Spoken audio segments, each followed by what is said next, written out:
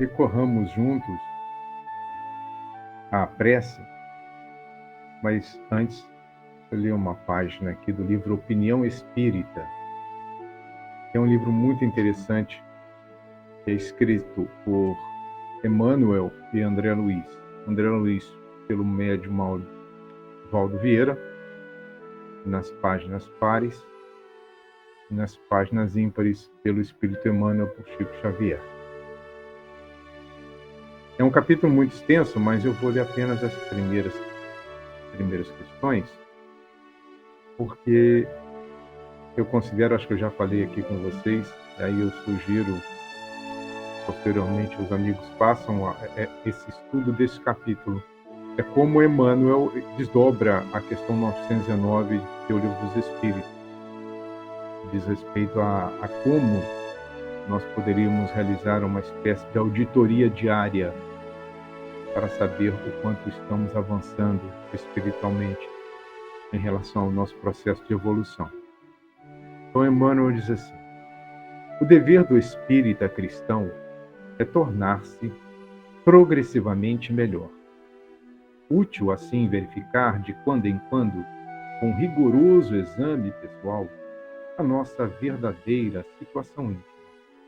Espírita que não progride durante 3 anos sucessivos permanece estacionário.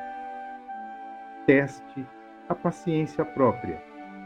Estás mais calmo, afável e compreensivo?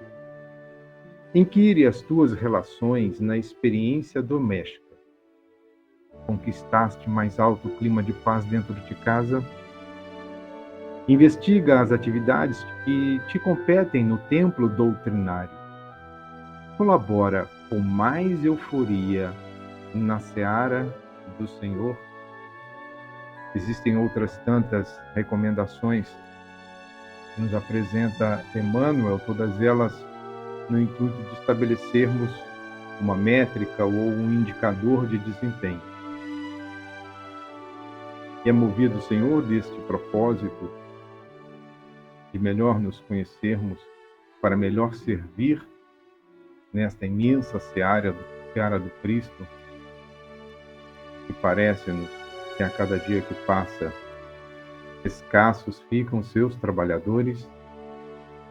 É que te suplicamos neste momento o teu amparo e as tuas bênçãos, a fim de que sejamos visitados por seus mensageiros, auxiliando-nos na compreensão do tema a que nos propomos debater, que diz respeito sobre a dinâmica de uma reunião mediúnica séria, analisada pelo amigo espiritual Manuel Batista Filomeno de Miranda. Que a sua equipe, em teu nome, inspire-nos e conduza-nos ao entendimento necessário.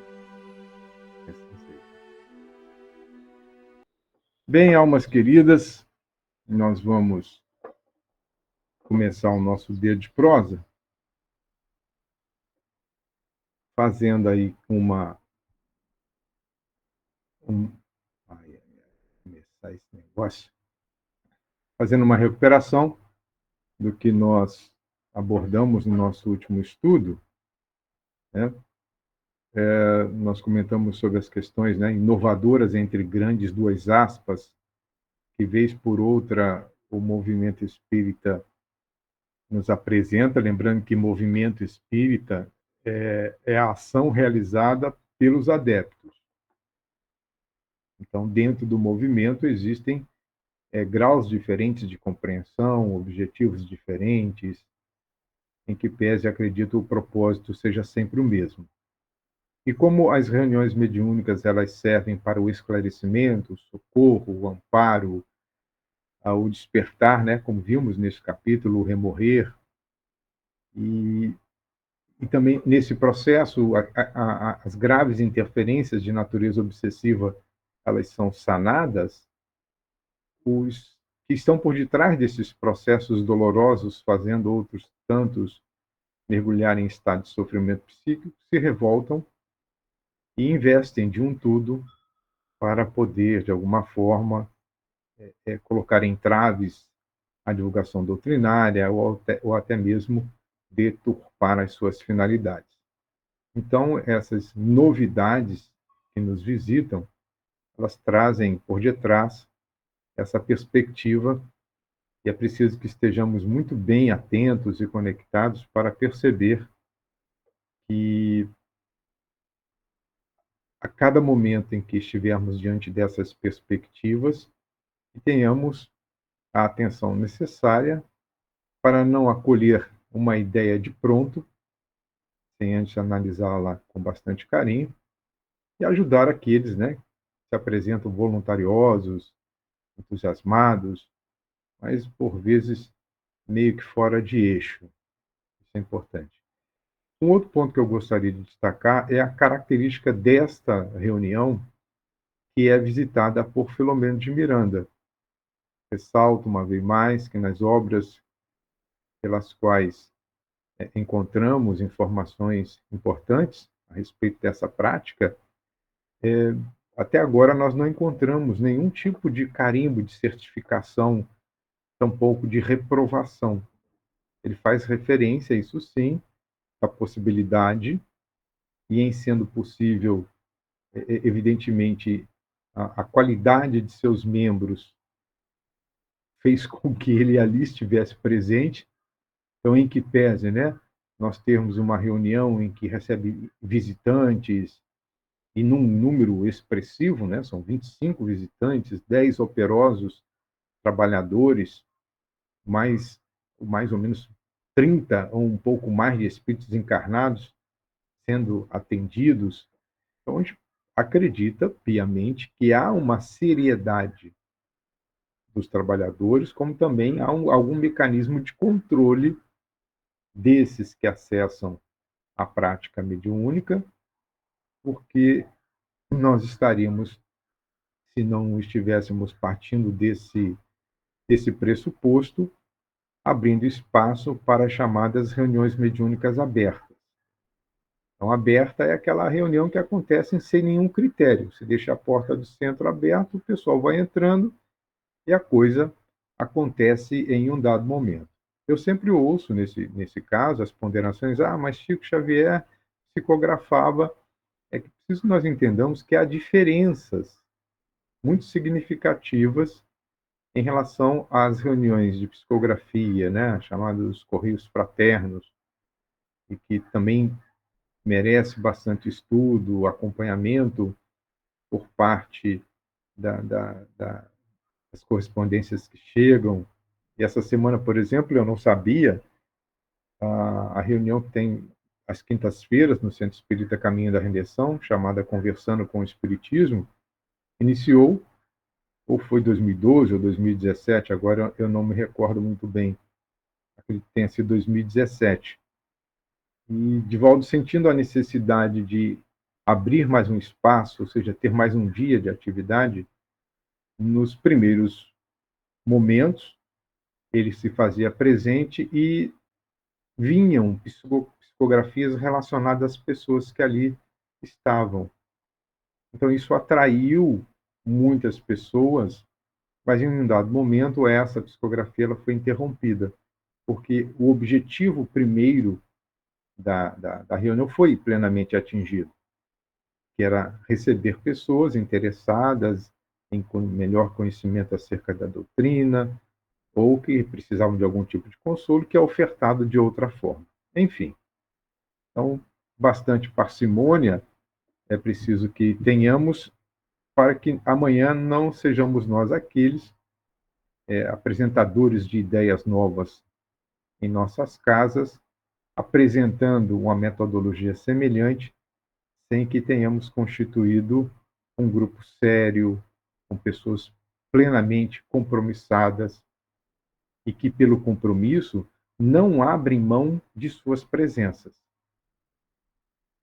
Isso é o que mais é importante, o comprometimento.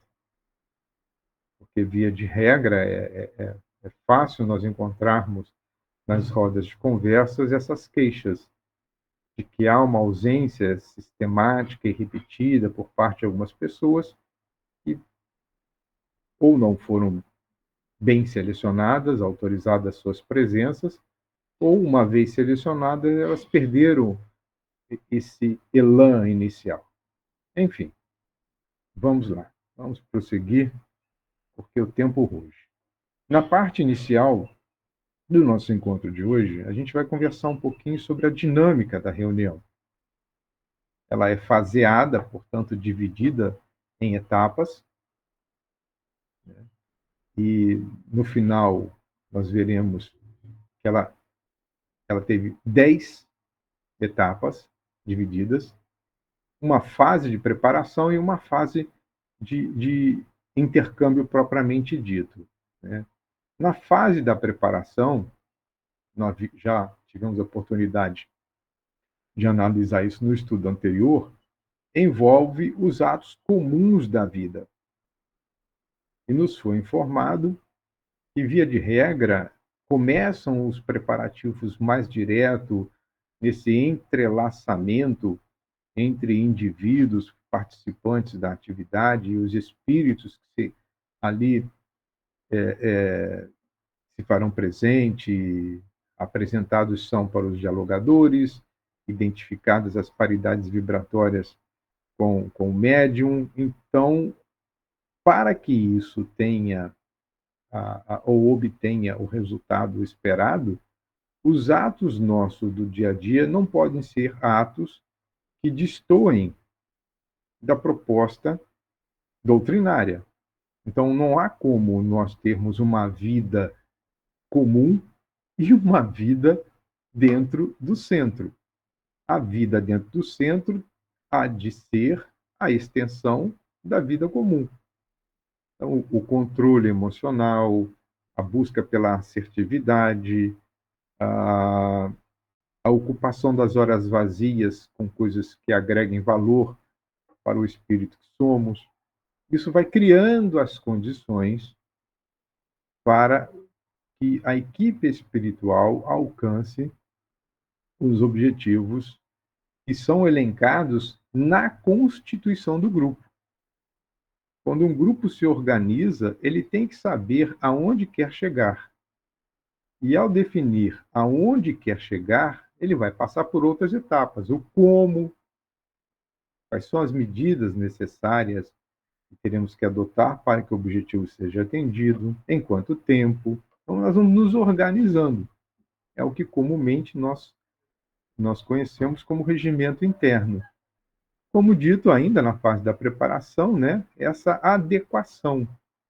Essa adequação é realmente a troca de informações a fim de que o trabalho transcorra de uma maneira mais fluida. Então, é muito natural que médiuns comecem a sentir desconfortos, alguns manifestam, ou seja, somatizam uma pseudo-enfermidade, e às vezes essa pseudo-enfermidade, por uma invigilância de natureza qualquer, a pessoa até se esquiva de comparecer.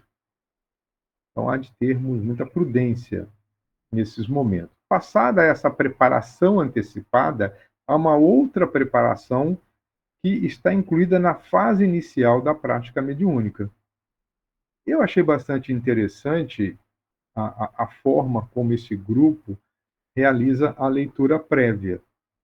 E aí há uma variante de casa para casa espírita, porque neste caso específico, 3 obras foram lidas, né? A leitura do Livro dos Espíritos, e todas elas com comentários. Depois a leitura do Livro dos Médiuns, e depois a leitura de um trecho do Evangelho segundo o Espiritismo. Agora observem, comentário ele deve ser feito, ou eu entendi assim, aí está aberto ao diálogo, o diálogo entre nós, tá? Porque nesse caso fica claro que, ao menos para mim ficou claro, que após a leitura, a pessoa que leu é que teceu o comentário. Pressupõe-se isso, tá? Então, quem leu o Livro dos Espíritos, após o término, fez alguns apontamentos. Vejam que os apontamentos são realizados por pessoas previamente selecionadas. Daí a seleção dos participantes é de fundamental importância, porque deve-se evitar a priori as discussões ou derivações, né? Começa com um tema, aí eu faço o link com uma coisa do dia a dia, que é de menos importância, e aí o outro, não, mas veja só, bom, começou o debate, vai dispersar, vai aumentar a tensão entre os participantes, podem ser ideias oponentes, enfim. Não, eu fiz esse recorte porque em muitas casas evita-se o comentário, faz-se a leitura e durante a leitura os participantes são estimulados a acompanhar letra por letra, entender o significado ou a significância, o sentido profundo da mensagem. Isso exige atenção, isso exige concentração, porque a mente dispersa, provavelmente o indivíduo, quando começa a ler, faz a citação do item, quando ele termina a leitura, nem o item a criatura consegue lembrar. Se ele fizer a pergunta assim, gente, olha, na avaliação, né? Qual foi o contexto da mensagem inicial? Vai ficar um monte de gente com cara de grilo, só faltando o barulhinho, cri, cri, cri. Mesmo tendo participado da reunião fisicamente, ouvido a leitura, mas não houve fixação alguma, porque a mente estava dispersa. Essa leitura prévia ela tem por finalidade trazer a mente do indivíduo para dentro da sala. Mas tem indivíduo que só está presente fisicamente. A mente está ali, divagando, seja lá onde for.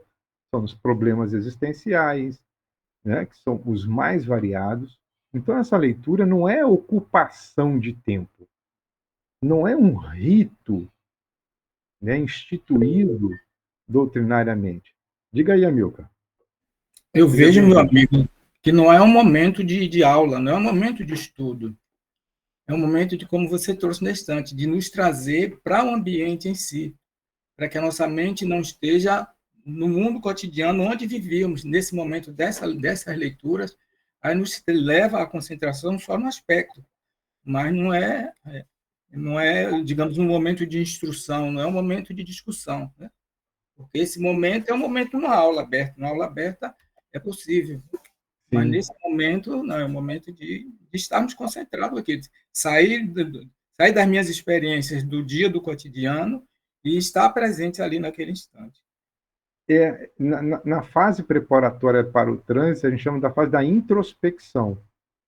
Né? É a fase em que nós iremos nos abster dos conteúdos, como a Milcar falou, os conteúdos que estavam ocupando a nossa mente, e agora prestar atenção, porque na leitura preparatória, seja ela aberta ao acaso ou em sequencial, os espíritos podem trazer insights, né, via inspiração, que vão despertar os processos intuitivos do dialogador, ou reforça a conexão prévia do médium com o atendente. Então, uma série de acontecimentos que não são percebidos pela maioria durante essa fase.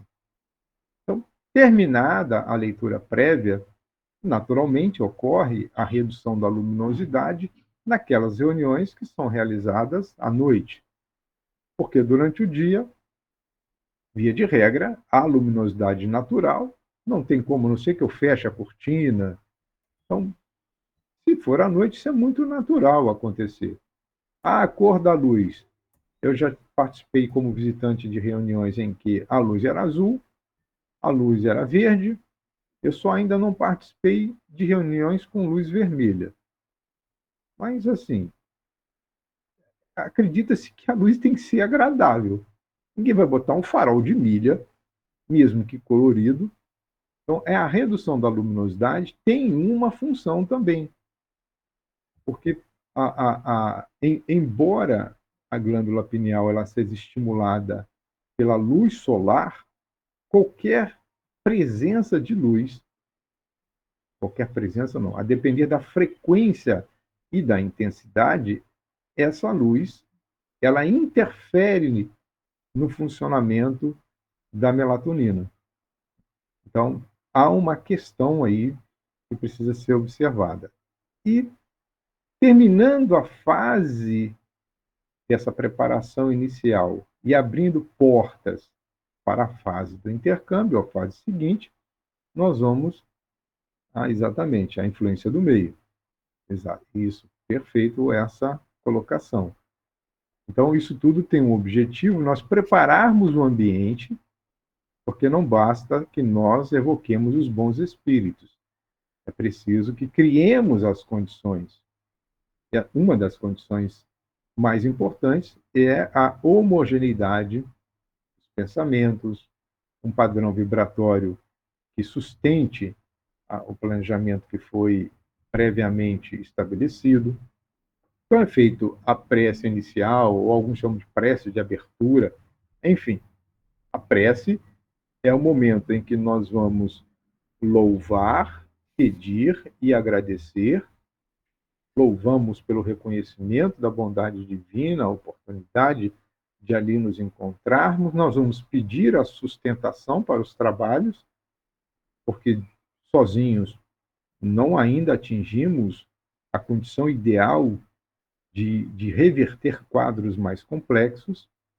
E o louvor, o pedido e o agradecimento pela oportunidade de praticarmos a caridade anônima. É lógico que cada um, por força da sua inspiração, ou até mesmo, se necessário for, uma prece lida, desde que seja lida, sentida e compreendida.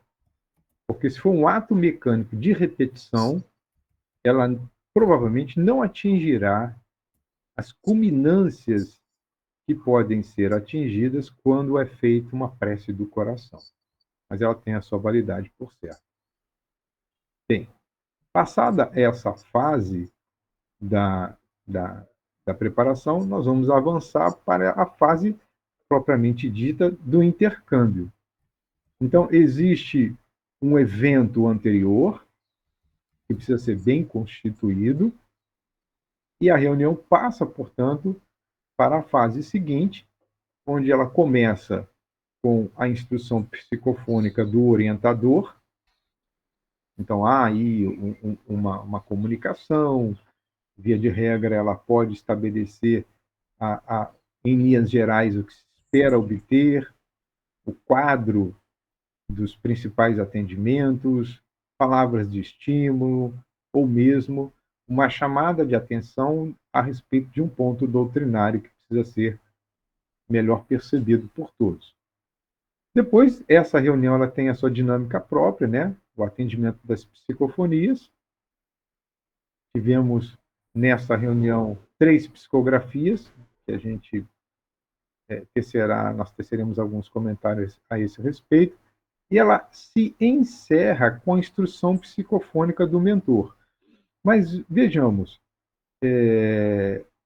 durante o texto, nós vamos encontrar várias citações, né? Há uma citação da presença do orientador, depois há uma citação de guia que está conduzindo um atendimento de psicografia, e no final, ao invés de orientador, entra a palavra mentor. Os entendimentos são diversos. Na ação inicial, pode ser um espírito convidado para falar. Não necessariamente é o dirigente da reunião, mas um espírito lúcido, com profundo conhecimento, e que vai trazer vamos assim, as diretrizes daquele momento. Mas pode ser o mentor também? Pode. Mas, como é um trabalho em equipe, depreende-se que o orientador foi uma personalidade e o mentor do trabalho, o dirigente do trabalho, é uma outra personalidade. O que não exclui serem ambas idênticas e citados de forma diferente. No início vem a orientação, no final vem a consolidação do trabalho. Tá? Há casas que não ocorrem esses fenômenos de abrir e encerrar-se uma reunião com comunicações nesse nível. É muito comum não ocorrer no início e ter no final. ou, ao contrário, ocorrer no início e não ter no final.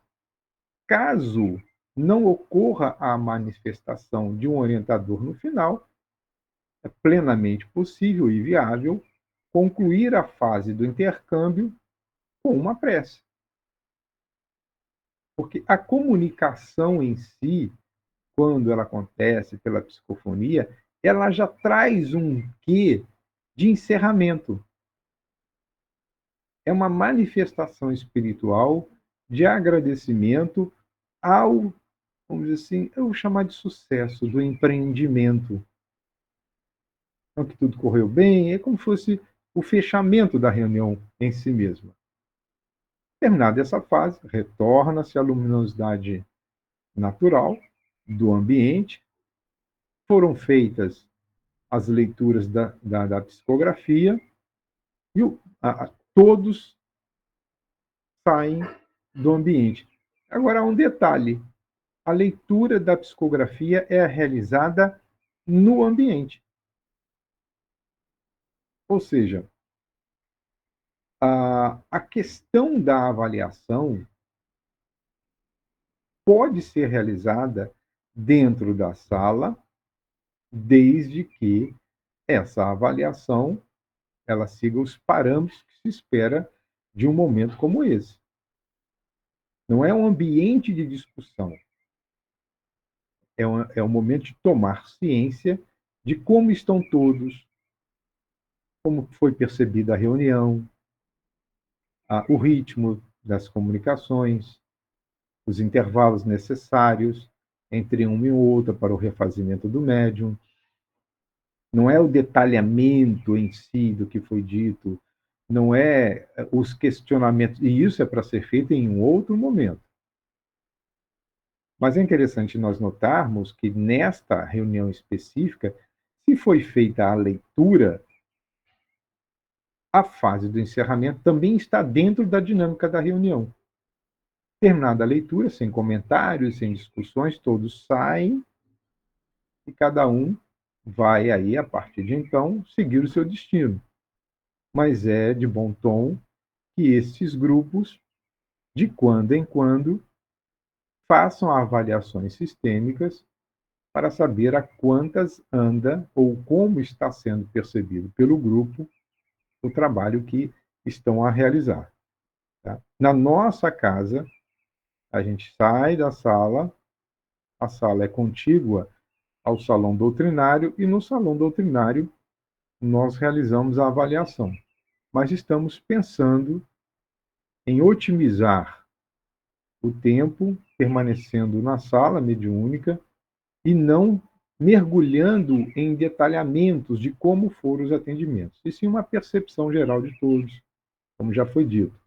Se todos estão bem, se tem alguém ainda com algum resíduo do período do intercâmbio, é natural que um médium retenha ainda algumas, vamos dizer assim, sujidades fluídicas ou algum outro assistente, participante, sobre ele, aplicado o passe, temos que sair todos bem. Então, isso é uma dinâmica que deve ser discutida e ponderada entre os integrantes do grupo. Bom, então, nós vamos passar para a parte dos apontamentos em si mesmo. E o primeiro apontamento que nos chama a atenção é essa questão. Nada ocorre e se repete igual. Guardemos isso. Na questão do despertamento e conduta pós-mortem, mesmo que tenhamos um eixo comum de atendimentos, por exemplo, espíritos em estado de sofrimento decorrente de danos à saúde. Bom, o eixo principal de sustentação, ou a problemática principal é a mesma. A Glécia faz uma pergunta se é necessária a realização do passe aos participantes. Não, necessariamente.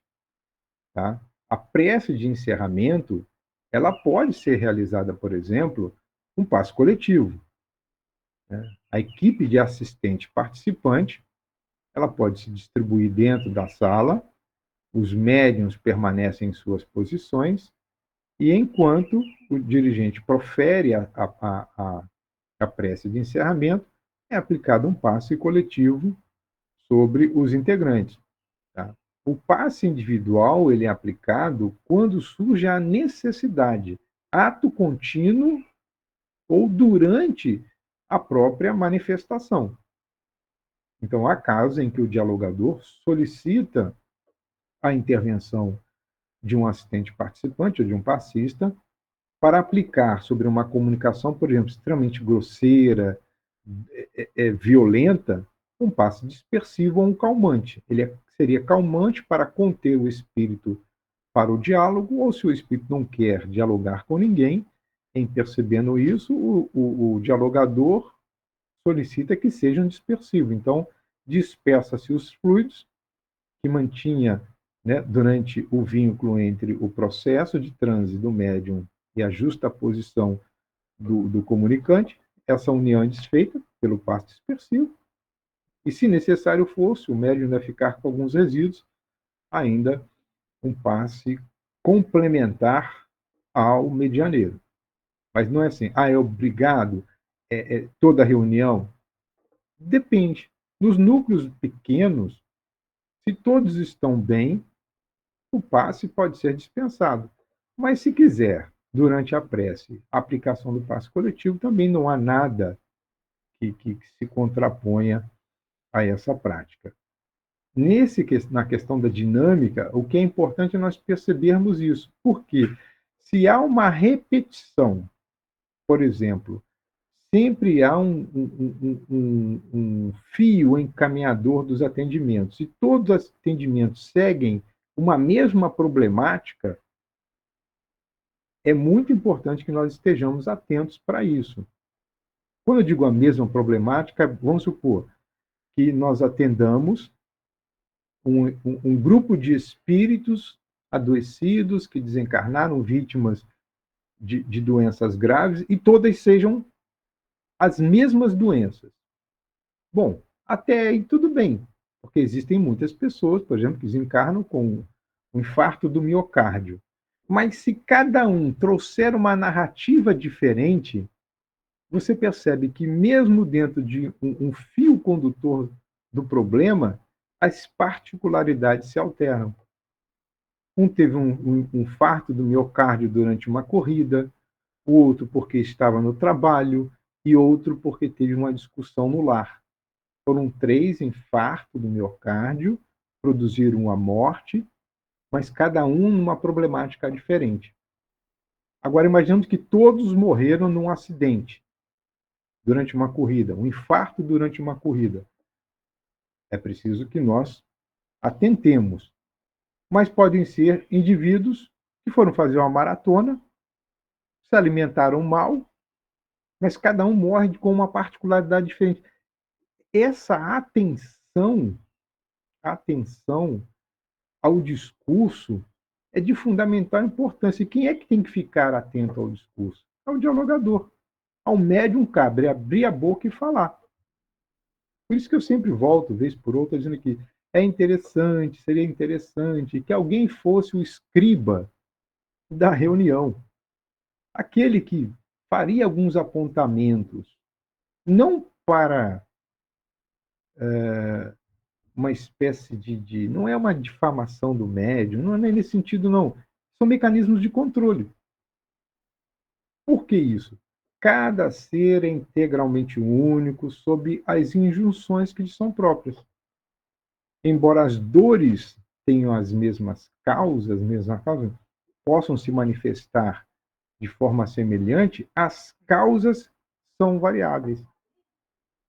A minha vida, ela não é igual à de Marcos, que difere de Amilcar, que difere de Itanira, mas todos poderemos, em algum momento, ser vítimas de um infarto do miocárdio. Mas os fatores motivacionais são diferentes.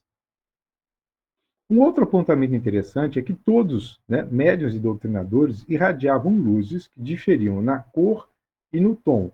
Bom, essas diferenças de Tor e Com são diferenças de vibração.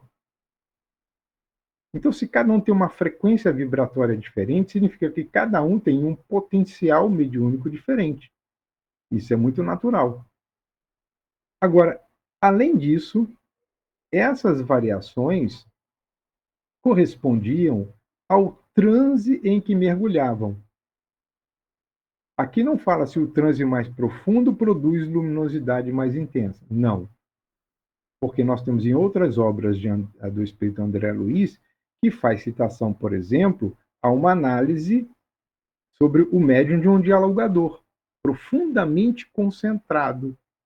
E o transe do doutrinador é diferente do transe do médium. O transe do doutrinador ele é superficial, muito superficial, favorecendo a inspiração. E é uma inspiração mais direta. Mas também esse colorido e esse tom. Então, por exemplo, um vermelho mais intenso, um rosa mais suave, um azul mais escuro, um azul mais claro. Então, o tom é a variação com cores semelhantes, por exemplo. E isso influenciado pela sintonia com as entidades que se dispunham às incorporações. Não nos esqueçamos, o médio em transe, incorporado, entre aspas, né? Vamos usar aqui o termo incorporado para a psicofonia, em estado de incorporação, quando o dialogador começa a interagir, vai se formar um triângulo. Há uma comunhão de três mentes. E a maioria, por causa da dinâmica, não percebe. A gente vai ver isso um pouco mais adiante. E o outro apontamento, dentro desse primeiro conjunto, é que o mentor do grupo era o grande supervisor da tarefa. É aquele dirigente que fica olhando, opa, esse caso aqui é mais complicado, vamos para esse atendimento. É preciso que façamos uma maior interferência magnética, nesse caso, para que a imantação e a troca fluídica entre o comunicante e o sensitivo, aquele mais receptivo, ofereça as melhores condições para o atendimento. Então, o médium ele tem que estar em estado de atenção tal que ele possa perceber essa não somente aproximação, mas essa sustentação que advém do mundo espiritual. Eu confesso que na minha experiência mediúnica não cheguei nesse grau de percepção. No meu nível, eu só consigo perceber a aproximação do comunicante e essa imantação, que é uma propriedade do perispírito, que faz com que o comunicante ele fique retido ou envolvido na expansão do perispírito do médium enquanto for necessário. Daí, muitos espíritos afirmam: vocês estão me acorrentando, se vocês soltassem essas amarras, vocês veriam do que sou capaz. Na verdade, não, ele está contido na expansão do perispírito do médium e o mantém envolto. E esses espíritos ficam envoltos nesse processo agora de sobreposição de um magnetismo que vem da dimensão espiritual. Então, ele está contido vamos chamar, encapsulado, para que o atendimento ocorra e seja alcançado, né, o objetivo que se espera naquele dado momento. A respeito do diálogo, que é o segundo apontamento que realizamos, o dialogador, doutrinador, esclarecedor, né, ele se vale da terapia da bondade, que é o uso da palavra correta, a impostação de voz, a mais amigável possível, para que o comunicante perceba a vibração. Olha, quando se fala em vibração, os espíritos podem e são capazes de dissociar a fala da vibração correspondente. É quando o dialogador ele não está sendo autêntico. Ele está ali no cumprimento tão somente da sua tarefa. Então, fala apresenta determinados discursos que não estão sendo sedimentados pelos sentimentos. Então, é um discurso técnico, mas carente de amor. E quando eu estou num discurso técnico, carente, portanto, de amor, é como se nós não demonstrássemos um profundo interesse na renovação daquele ser. Guardadas as devidas proporções, seria um atendimento, me desculpem, a, o exemplo que eu vou dar é apenas para ilustrar o que a gente ouve no senso comum. É o SUS espiritual. Você vai para um determinado atendimento, num consultório, do Sistema Único de Saúde, o médico não olha na nossa cara, né? Não olha na nossa cara, não mergulha no nosso problema, pergunta o que eu estou sentindo, mas não se interessa pela causa, e em um prazo de 5 a 10 minutos eu já saio com uma receita e o médico sequer só sabe o meu nome porque ele escreveu, mas não viu a cor dos meus olhos, não auscultou o coração. Diga aí, Amilcar.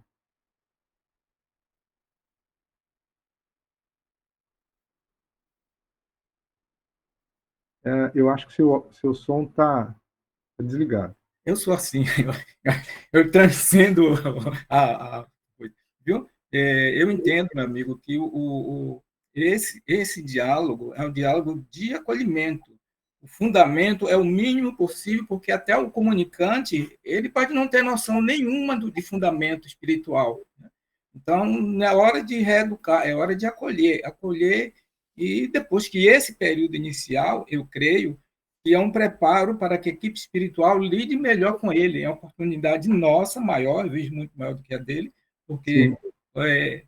esse processo ele sempre existiu, mesmo antes da doutrina espírita chegar, eles sempre foram socorridos. Então, não é discurso em si, é acolher, né? É como no atendimento fraterno. Como é que a gente faz no atendimento fraterno? A gente acolhe o irmão, não sabe de onde ele vem, qual a origem de pensamento dele, de religioso, filosófico, assim por diante. É um acolhimento em si. Se eu ficar perdendo tempo ou tentando ensiná-lo a fazer alguma coisa, ou trazê-lo de volta para a linha de pensamento meu, dificilmente vou cumprir com o compromisso e a missão que estamos naquele instante ali do trabalho.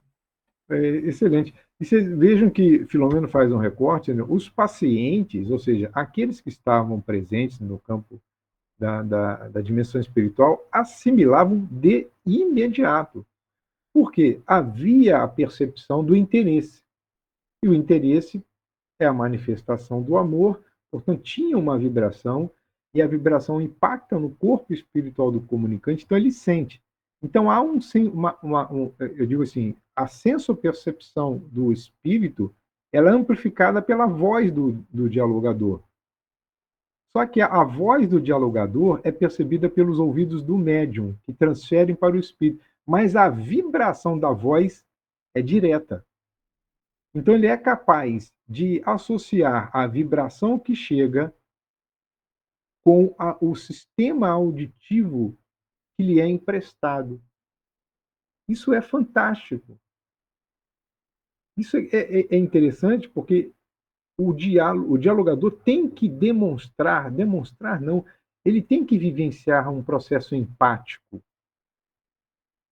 Pode ser o ser, entre aspas, mais asqueroso que está a comunicar-se, como são alguns casos complexos de atendimento fraterno, quando indivíduos portadores de psicopatias, cometimento de graves delitos, estão ali na condição de almas enfermas e abrindo a sua dor. Nós temos que acolhê-los em que pese os nossos pré-conceitos. Então, essa discussão inoportuna é um dislike ao desempenho. Nós não estamos ali para contrapor ideias, como se fosse um embate acadêmico. Não. Como a Milka falou, é um acolhimento, é compreender a dor do outro. Esse comportamento nos ajuda e muito. Então, vai dizer Filomeno, algumas entidades calcetas, mais rebeldes, que insistiam em perturbar o trabalho, tomando os preciosos minutos, eram hipnotizadas pelos doutrinadores, né? Porque, logicamente, eles recebiam um auxílio com segurança de hábeis técnicos da esfera espiritual de ação. Então vejam como o mundo espiritual ele é interessante. Olha, imaginemos que eu seja alguém destrambelhado, esteja no mundo espiritual e vamos colocar aqui, Luiz é a médium. E eu chego lá descompensado, dando murro e gritando, e a coisa está um pouco mais difícil. Vamos colocar Marcos como o dialogador. Ele percebe que eu estou muito resistente, inflexível à orientação. Então vai chegar uma hora que aquela comunicação tem que ser interrompida. E aí a habilidade, ninguém precisa fazer curso de hipnose não, tá? Porque o processo da hipnose, quando é feito dentro de uma sala mediúnica, precisa da voz, o comando do encarnado, porque as ondas cerebrais do encarnado são carregadas de uma energia que o mundo espiritual não tem. Então, a voz impostada, como, por exemplo, meu irmão, olha, você já falou demais, está irredutível em relação ao seu pensamento, nós respeitamos o seu pensamento, mas agora é hora de nós encerrarmos, porque existem outros tão necessitados iguais a você. Então, neste momento, você vai repousar, descanse. Observe, você está começando a ficar cansado. Aliás, você já está cansado. Quanto tempo nessa revolta? Então, a onda mental com a impostação vai dando comandos que avançam, né? Então, o encarnado, ele possui um poder, as ondas mentais do encarnado são portadoras de mais alto teor vibratório. Então, se eu tenho maior teor vibratório, a capacidade de indução é maior. Então, as induções hipnóticas carregadas de energias emanadas do cérebro físico vão atingir o cérebro espiritual, fazendo com que o comando seja repetido na mente do desencarnado. Durma. Logo mais acordará um tanto quanto renovado. Acalme-se. Relaxe. Então, essas ordens começam a criar dentro da mente do desencarnado o entendimento, porque em algum momento, pela sua memória espiritual, ele vai se relembrar, mesmo de maneira inconsciente, o que era dormir, o que era repousar, o bem que isso fazia, o quanto era refazedor o novo despertar. Então, aos espíritos mais rebeldes, aqueles ocupadores de tempo, os que se apresentam como perturbadores da ordem do trabalho, também são permitidas as suas presenças, mas existem técnicas que são muito oportunas e que nós poderíamos utilizar com muita assertividade. O terceiro apontamento começa na perspectiva da psicografia. E interessante, hein? O médium, ele é dotado de um desdobramento lúcido, ele entra em transe profundo, e vamos ver as variantes de como acontecem essas psicografias. São 3 psicografias diferentes. O primeiro caso é um jovem que morreu vitimado por um acidente de motocicleta, tá? Carregando, né, ainda uma carga vibratória enfermiça.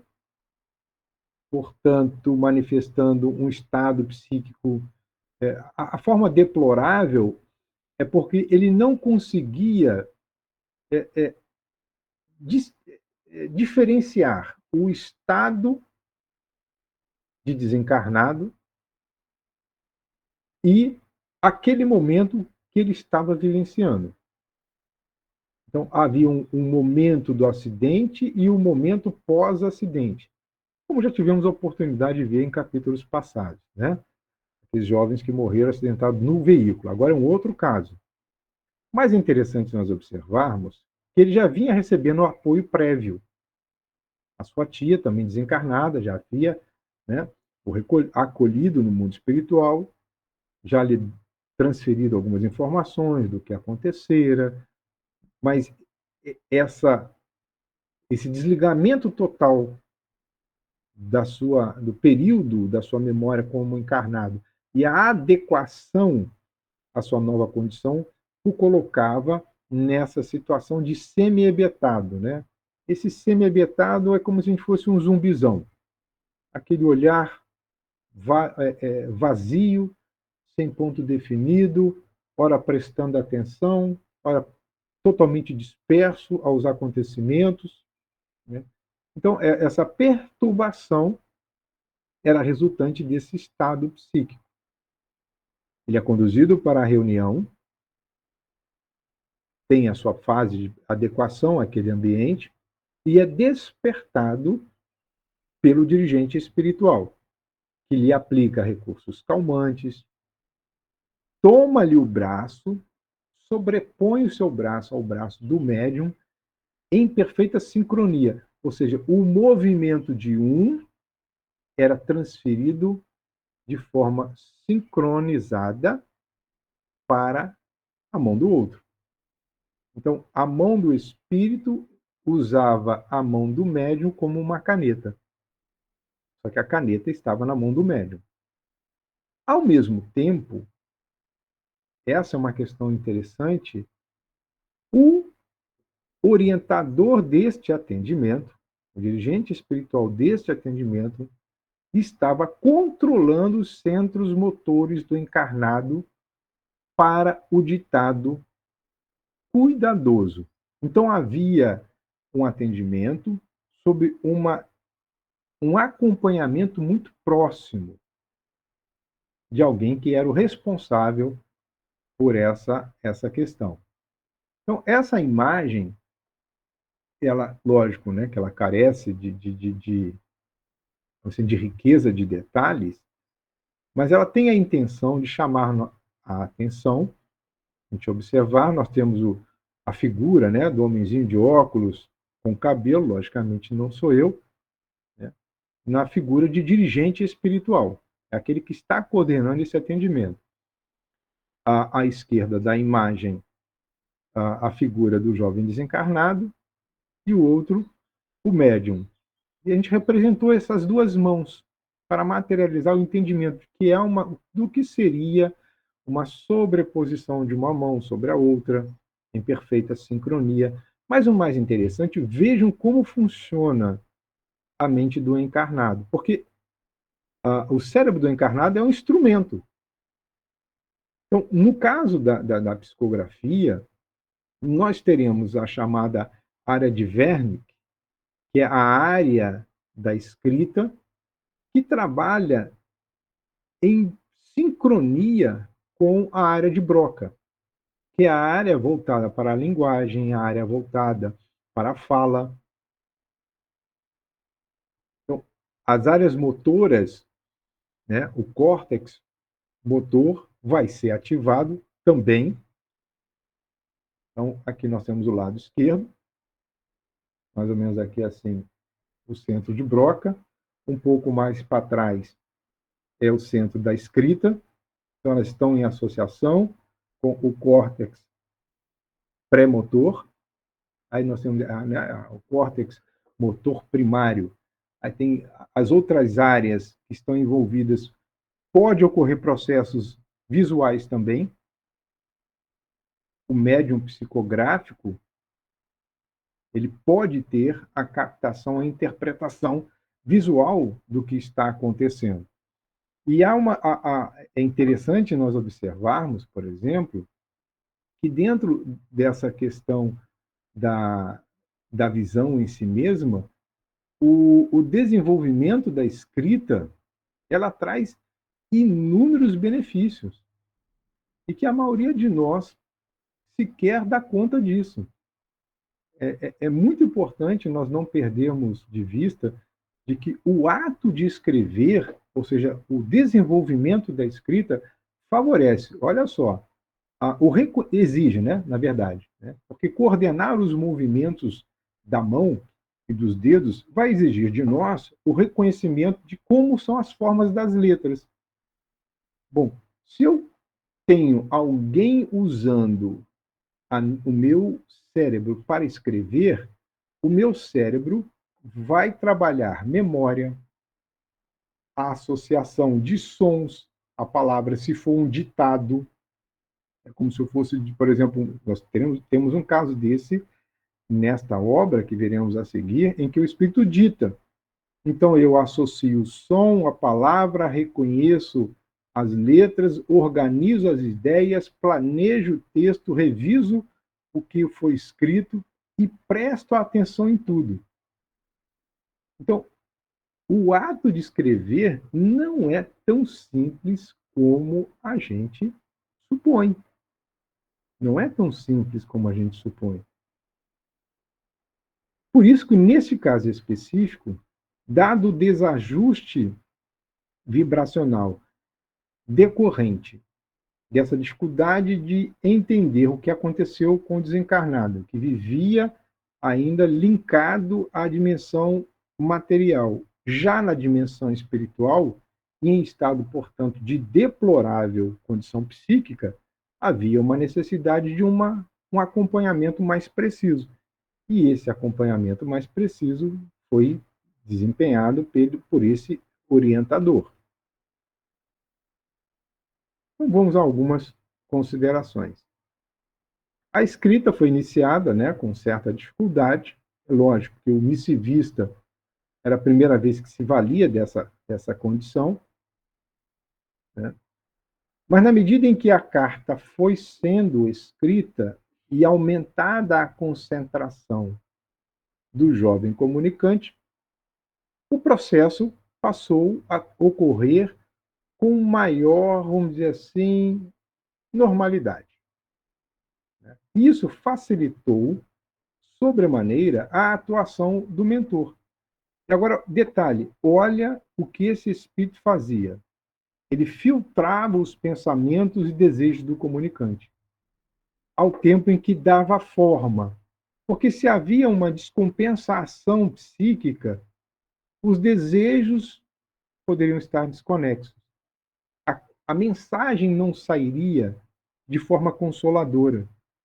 Poderia produzir um outro tipo de interpretação nos seus familiares. Então havia um filtro. Esse espírito ele entendia o que aquele jovem queria dizer. Então ele fazia estes ajustes de forma, dando corpo às frases que passaram a ser escritas de forma escorreita. Aqui é pelo lápis, viu, gente? Não é nem caneta. Então, foi pelo lápis. Ao mesmo tempo, este espírito que coordenava este atendimento controlava as variações da emoção do jovem.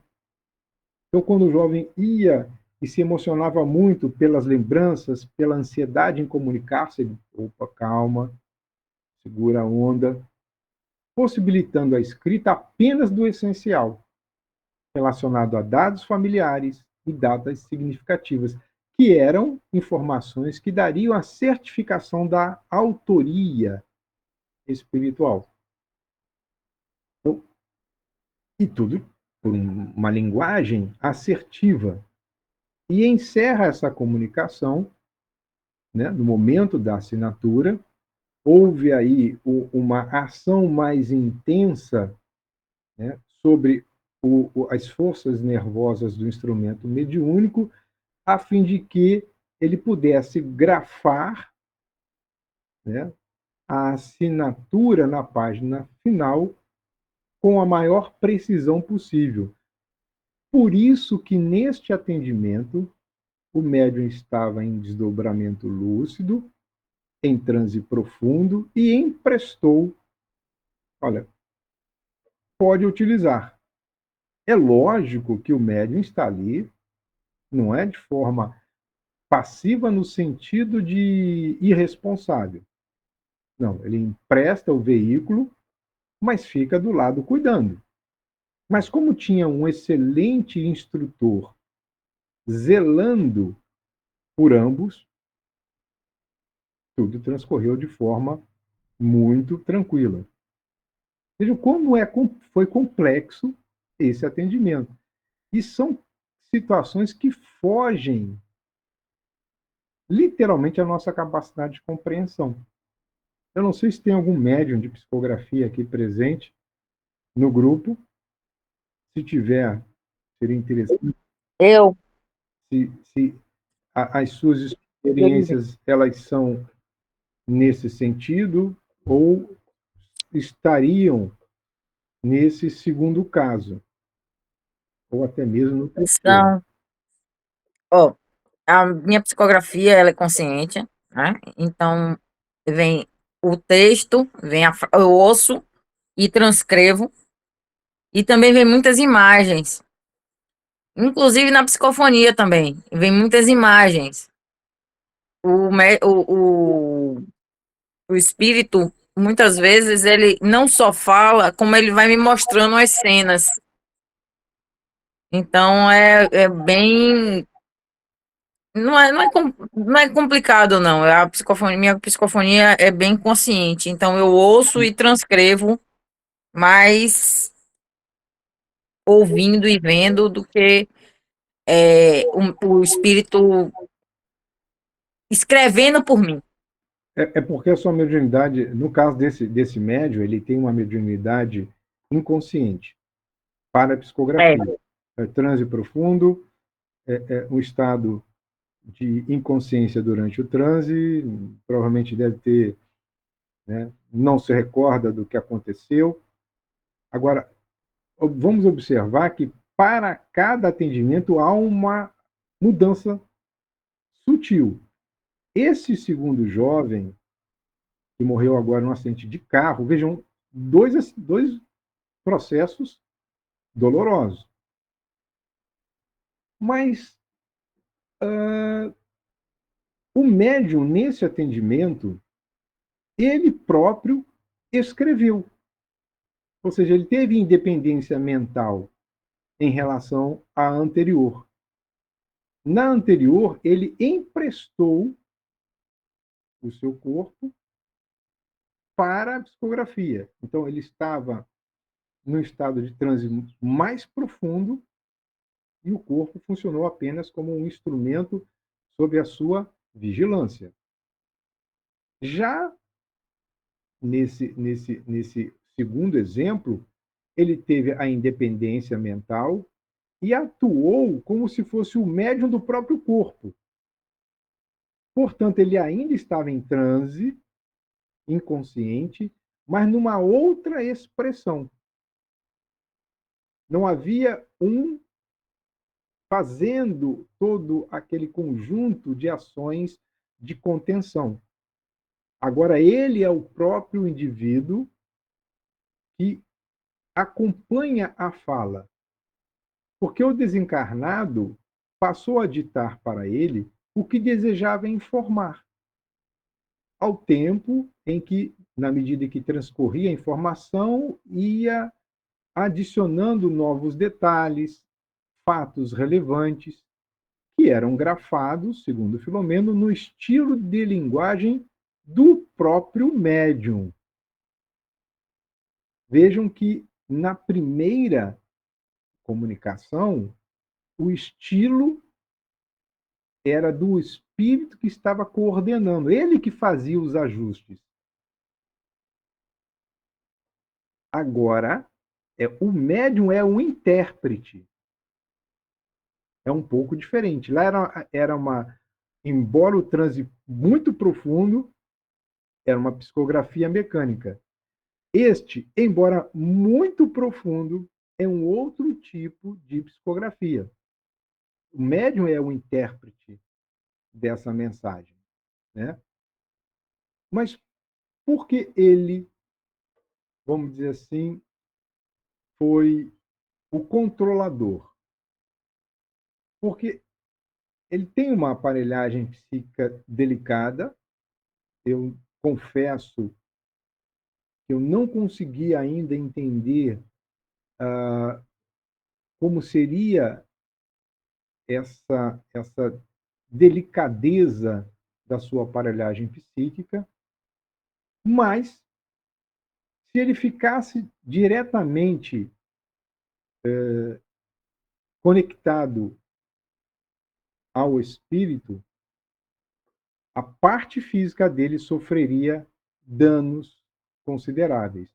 Então, ele mergulha num transe profundo, acho que é a característica da sua mediunidade, e ele passa a controlar como espírito. E aí, ele, como espírito, tem mais condições. Porque, no caso, se ele fosse um médium consciente, a ação do comunicante seria direto sobre o seu corpo físico. Porque o médium consciente ele tem um pouco, o transe é superficial, são trocas mais intensas. E nesses casos não são, vejam, nesses casos não são psicografia, migram para psicofonia. Nós estamos falando de mensagens psicográficas de espíritos em estado profundo de perturbação. Então, na primeira, a gestão era terceirizada.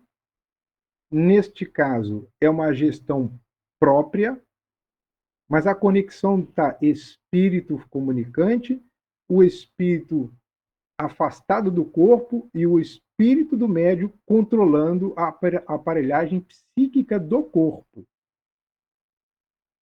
Não sei se eu estou me fazendo entender. É diferente de uma psicografia consciente. Então, e são espíritos em estado de muito sofrimento. Interessante, né? A gente às vezes não percebe isso. Acha que somente pela psicofonia acontecem esses atendimentos, mas aí não há diálogo. Observem que é uma comunicação, é uma escrita, é diferente.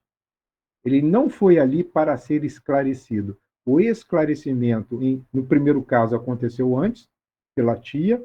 Neste caso, eu quero crer que acontecerá posteriormente. Diga, Milka. A impressão que eu tenho, não sei se é real, é que ao invés dele falar, ele escreve. Sim. É? Ah, entendi. É interessante, né? Porque enquanto o espírito vai falando e o médium vai fazendo esse controle da forma, é como na psicanálise ou na psicoterapia, a fala cura. Na medida em que eu vou colocando para fora aquilo que me incomoda, eu também estou em processo de cura. Então, é uma outra forma de atendimento. Pois não, Luiz? Normalmente quando eu faço psicografia de espíritos que estão em agonia, normalmente eles só querem falar. Eles não querem ser, eles não precisam ser doutrinados, nada disso. Eles só querem botar para fora o que eles estão sentindo. E normalmente é muita dor, muita angústia, e são mais sofredores esses espíritos do que espíritos obsessores. Obsessores, sim, é mais a psicofonia. Mas quando vem assim um espírito com muito sofrimento, eles gostam de escrever. Eles preferem deixar ali a carta de falando, pedindo para mãe, para pai, para que perdoe, para a esposa, para filhos. Então eles preferem esse tipo de mensagem, muitas vezes. E aí essas mensagens elas saem mais emocionadas. Então, porque eu entro na mediúnica, gente, é para vocês entenderem. Eu entro na mediúnica, eu não sei o que vai acontecer. Um dia eles querem que eu desdobre, outro dia eles querem que eu veja, outro dia eles querem que eu psicografe, outro dia eles querem. Ou todos ao mesmo tempo. Então, é, é, eu vou de acordo com as ordens. Eu vou seguindo ordens, né? Então, eu não sei muito o que vai acontecer nesse dia. Então, quando vem um espírito que quer psicografar, eu tô ali, pronta para psicografar. Ele vai dizer o que ele quer e eu vou transcrever, porque eu sou médium completamente consciente. Sim, sim. Então, eu vou psicografando, vai aparecendo imagens e tudo mais, ele vai me botando imagens. Então, assim, é bem. Eu não sei o que, é que vai acontecer durante aquela hora de mediúnica. Então, eu vou de acordo com a maré. Mas normalmente são espíritos que estão precisando mais desabafar do que espíritos que precisam de ser convencidos ou acarinhados de outra forma. Era Ok. isso. Beleza. Diga aí, Amilcar.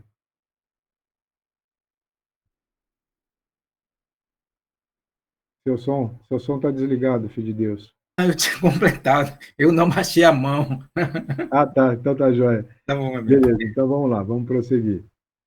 Veja que são sutilezas nesses atendimentos. E a terceira psicografia é uma doença de largo curso, né? E aí é muito sintético o que Filomeno escreve, dizendo-nos que o próprio leito de dor, né, ou seja, essa longa enfermidade, aos poucos foi diluindo as energias mais grosseiras, né, as vibrações mais densas do recém-desencarnado. Isso era menos pernicioso, menos penoso, o que facilitou fosse o comunicante. Aí olha que interessante, nessa é o comunicante quem escreve, sob o controle de Dr. Bezerra. Então, veja, nós temos 3 tipos de psicografia, todas elas com o médium em transe profundo. A primeira, o controle está de um espírito mentor. Na segunda, é o próprio espírito médium que controla o comunicante. Na terceira, é o próprio comunicante que passa a escrever. Embora em todas elas a característica seja essa questão de um médium de transe de maior profundidade. Daí, esse chavão destacado, que foi o pensamento materializado de Filomeno, nós realizarmos vamos dizer, esse destaque. Né? Há muitas sutilezas no fenômeno mediúnico que estão a desafiar os observadores e os estudiosos sinceros. Eu não quero aqui fazer crítica alguma à experiência de quem quer que seja, entendam isso. Mas quando eu trago uma interpretação, eu sempre gosto de apresentar uma outra forma de ver o processo. Então, por exemplo, quando alguém chega e fala assim, aí eu vou me apropriar de um exemplo de hoje. Sobre o meu campo mental é projetada uma imagem. Bom, se é projetada uma imagem e eu escrevo sobre a imagem, pode ser que não seja uma psicografia clássica, como nós a entendemos.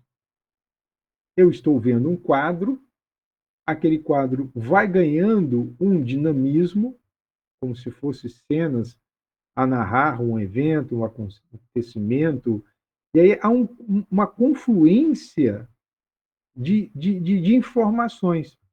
Porque quando a gente observa um quadro, o indivíduo mais sensível retira daquele quadro movimentos que outros não estão vendo, sentidos e significados que ninguém está percebendo, ao ponto de falar, olha, esse quadro ele traz uma carga emocional muito intensa pela conjugação de cores que aqui foram colocadas. Vejam as faces representadas, há muita dor. Então é muito complexo, é muito complexo. Daí, penso eu, a necessidade de, em toda a comunicação, isso não sou só eu, tá, nós vamos encontrar isso em um livro dos médiuns, o importante é o resultado que está sendo observado. Se é uma psicografia, o que é que eu consigo tirar dessa escrita de comunicação? Ou é apenas um amontoado de informações sem um sentido de natureza qualquer? Então, a análise ela debruça-se sobre a informação que foi trazida e não necessariamente da forma por meio da qual ela foi trazida. Porque quem vivencia é o médium. E, às vezes, por conta dessas sutilezas do fenômeno mediúnico, para nós, até em um dado momento, ou pelas informações e conhecimentos que temos, é incompreensível. Mas a mensagem está ali, trazendo uma dor percebida, um autor que se comunica. Diga, Milka. Eu acho que fica mais complexo ainda quando você leva em consideração os seus conteúdos, né, como comunicador, e os conteúdos do próprio espírito. Né? É, é um monte de informações ao mesmo tempo que, digamos, é por isso que você diz, eu nunca dou a certeza absoluta, eu trago aqui a informação, que depende disso. Quais são os meus conteúdos? Quais são as minhas vivências? Quais são as marcas que tem aí? Então, tudo isso, nesse momento, vem como uma enxurrada, né? Claro que para um médium, ou um doutrinador e um comunicador, que ele tem um pouco mais de maturidade, que ele já tenha iniciado esse processo de domar tendências, né? Então, ele já iniciou esse processo está em curso, então é mais confiável nesse aspecto. Mas no outro, não, é muito mais complicado. Daí vem essa reflexão e esse convite que você traz para a gente aqui agora, para que a gente reflita um pouco mais, não só no que você está dizendo, mas o que a gente entende e compartilhar as dúvidas, senão a gente não vai para canto nenhum, senão não Pois aprofunda, né? eu lembro que estava a Milka e Luiz no estudo lá na FEB na segunda-feira, e pela primeira vez me veio assim um insight, eu acredito que tenha sido por inspiração mesmo.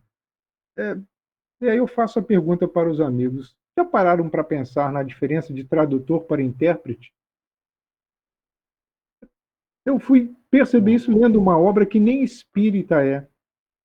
É um livro escrito por uma dupla, acho que é um canadense e um francês, e eles fazem inúmeras críticas ao pós-modernismo, em especial à teoria crítica, que acaba levando o mundo aí para essa experiência denominada de woke, né? Ideologia wokeista. Enfim, ele vai chamar a atenção a respeito da palavra intérprete. E o que os espíritos falam sobre o médium? O médium é o intérprete do pensamento dos espíritos. Bom, a diferença, portanto, de tradutor para intérprete, que o tradutor ele é capaz de traduzir ipsilítere ou ipsiverbis a fala daquele sobre quem ele demandará sua atenção e realizará a tradução. O intérprete vai além. O intérprete ele precisa conhecer a cultura de quem será traduzido, os valores, precisa ter conhecimento profundo da linguagem.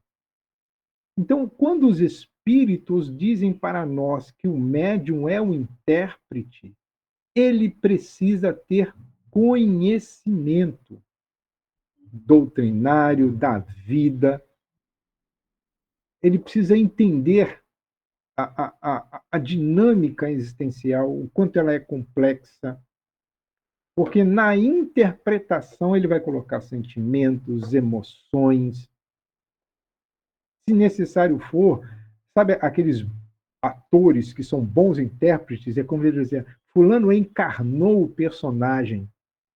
E a gente encontra o ator no dia a dia totalmente diferente, a voz é diferente, a postura corporal é diferente. Então, o intérprete, ele busca viver, se não em totum, ou seja, na totalidade, a experiência daquele que comunica, pelo menos retirar o maior grau de certeza. Por isso que a beleza, para mim, da mediunidade não está no fenômeno em si, mas sim no resultado percebido do fenômeno, que é a comunicação. Porque senão eu vou olhar para um indivíduo que está escrevendo, eu vou olhar para uma pessoa que está manifestando trejeitos, e se verbalizando algo, mas quando eu mergulho o observador e se envolve pela história, é isso que às vezes eu sinto que alguns dialogadores se perdem, porque não há um envolvimento na história. É algo muito mecânico, muito tecnicista, com muito preciosismo de filigramas doutrinárias, enquanto o intérprete está lá, totalmente entregue, disponível ao comunicante, e o seu contraponto de apoio para o sucesso do atendimento não está conectado naquela interpretação, que é um fenômeno, penso eu, né?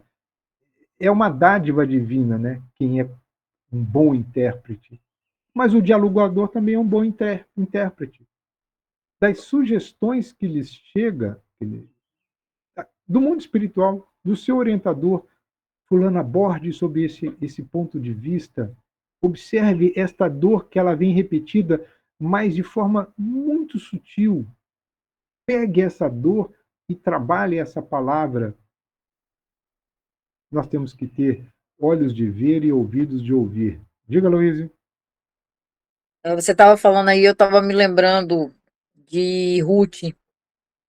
Ruth,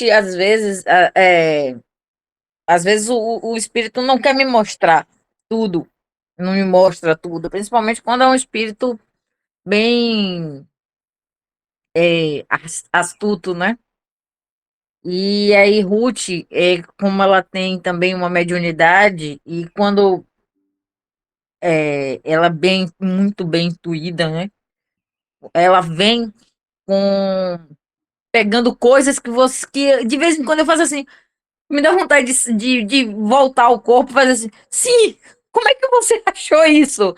Sabe? E ela vai no âmago do espírito e ela vem trazendo coisas que eu nem imaginava.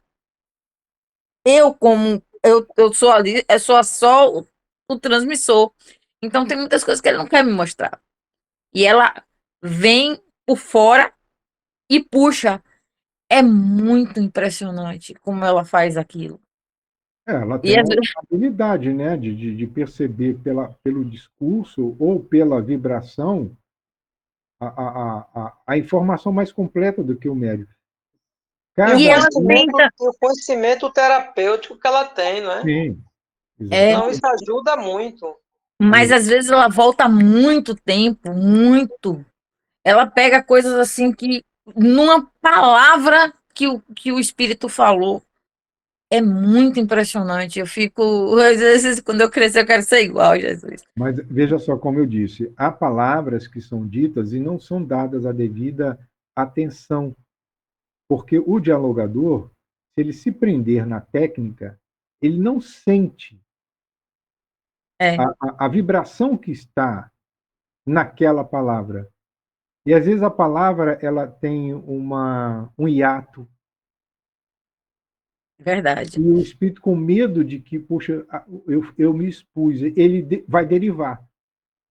Nas derivações é uma fuga, porque ele percebe que a dor profunda foi apresentada e ele ainda não está pronto Para aquela dor profunda, para aquela exatamente. dor profunda. Então, o dialogador, vejam, a gente está colocando essas questões aqui, não é para que ninguém se sinta sem condições, não. Pelo amor É de Deus, verdade. não entenda. É um estímulo a que nós prestemos mais a atenção.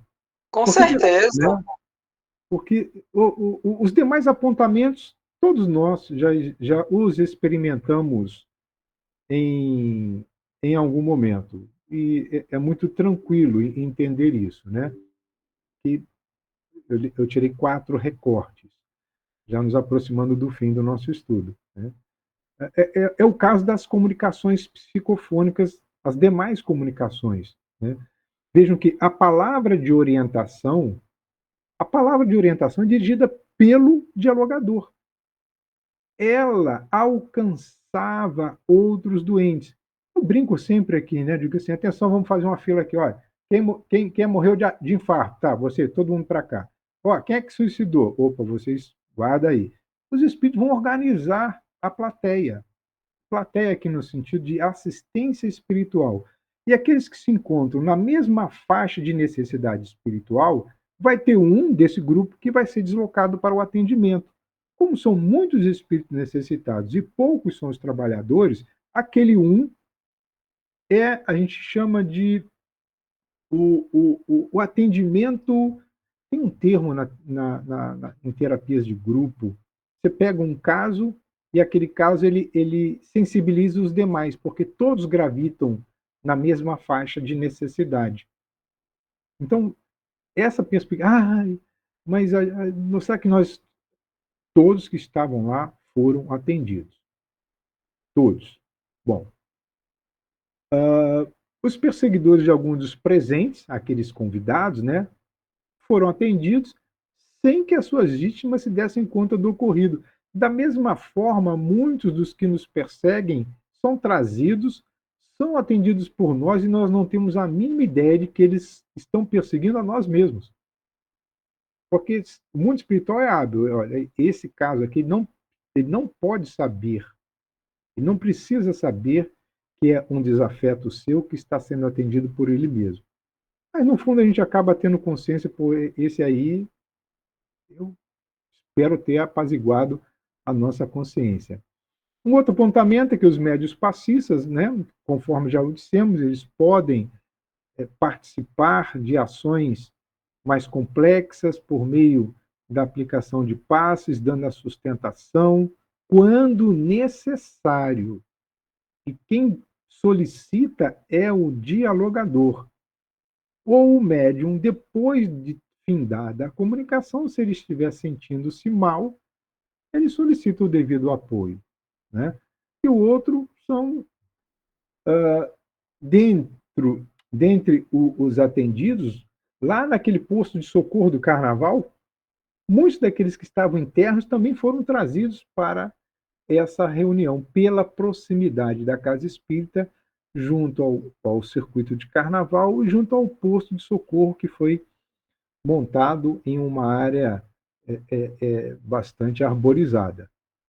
Então, foram essas as nossas considerações.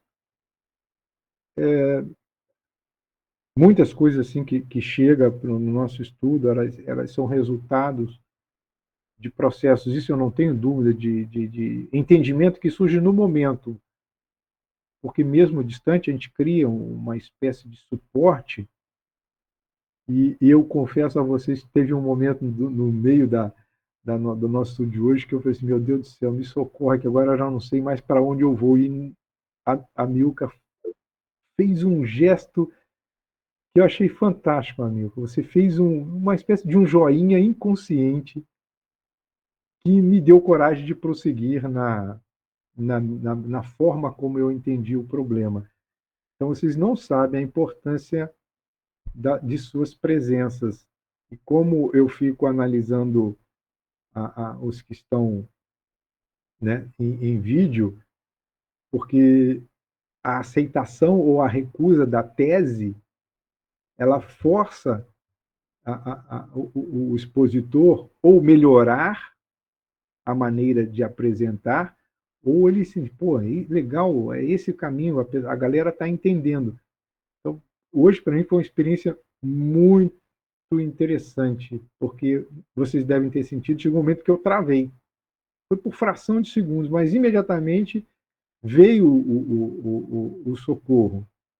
E veio o socorro por força desses insights que eu pesquei na expressão fisionômica de vocês. Então, hoje, a minha gratidão à presença de todos. Meu Senhor, sábio dos sábios, Pai de toda